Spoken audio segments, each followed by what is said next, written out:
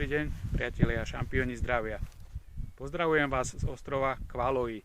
Tento ostrov sa nachádza asi 50 km západne od norského mesta Tromsø. Na tomto ostrove rastie špeciálne ovocie, ktoré vám chcem predstaviť. A toto ovocie sa po norsky volá multe alebo multa, ako vidíte. A záleží na regióne, ako to vyslovujú.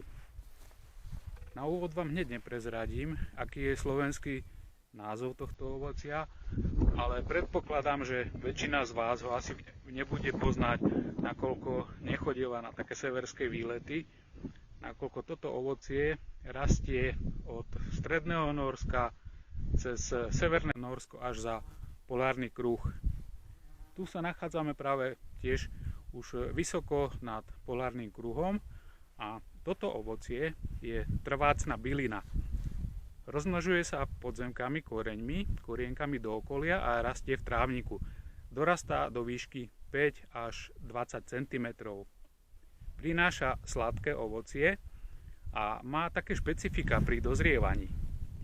V štádiu, keď je nezrelý plod, tak je zelenej farby, potom sa mení na červenú farbu, tedy ešte nie je zrelý. Keď úplne dozreje, tak červená farba sa zmení na zlatožltú až jantarovú. Ako vidíte, v ruke držím zrelý plod, ktorý má zlatožltú jantarovú farbu a má veľmi príjemnú chuť, chutí asi ako jablčko.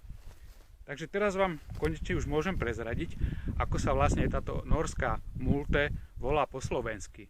Moruška, alebo plným názvom Ostružina morušová, a je príbuzná našej maline, ostružine alebo černici.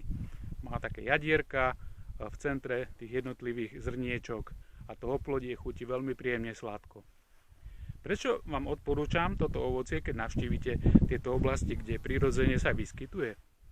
Toto ovocie je veľmi cenným zdrojom vitamínu C a stačí vám skonzumovať asi 20 takýchto plodov, čo je približne 100 gramov, a to vám pokrie úplne celodennú dávku vitamínu C.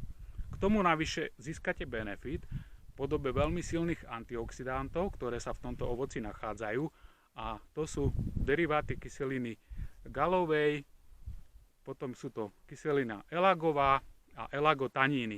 Tieto spoločne násobia účinky C vitamínu, čiže pokiaľ by ste si kúpili nejaký doplnok výživy, tak nemá šancu byť tak účinný ako takéto prirodzené ovocie.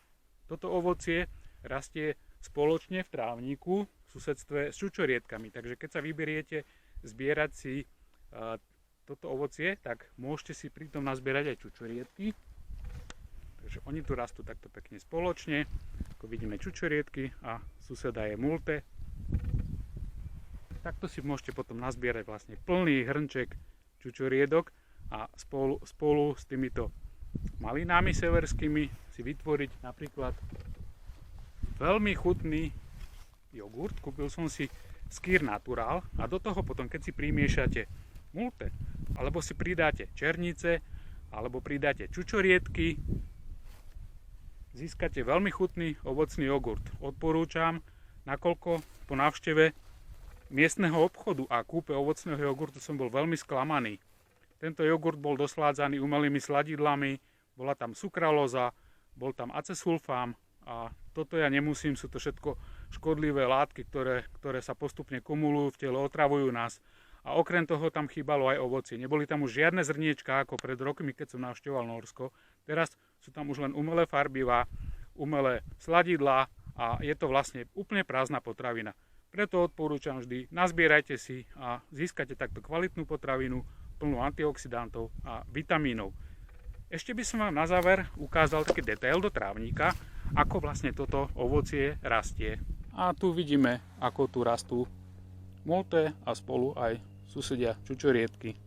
Ešte vám ukážem taký celkový pohľad, aby ste sa mohli pokochať severskou prírodou. Je tu nádherná severská príroda, priatelia.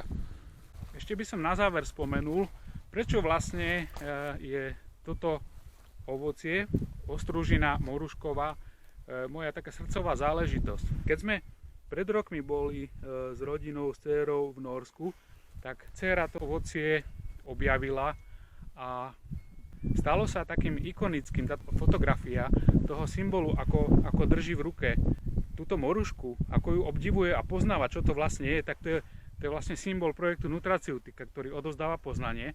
A preto som aj tento obrázok potom dal ako titulnú fotografiu, ikonickú fotografiu na stránke nutraceutika.sk.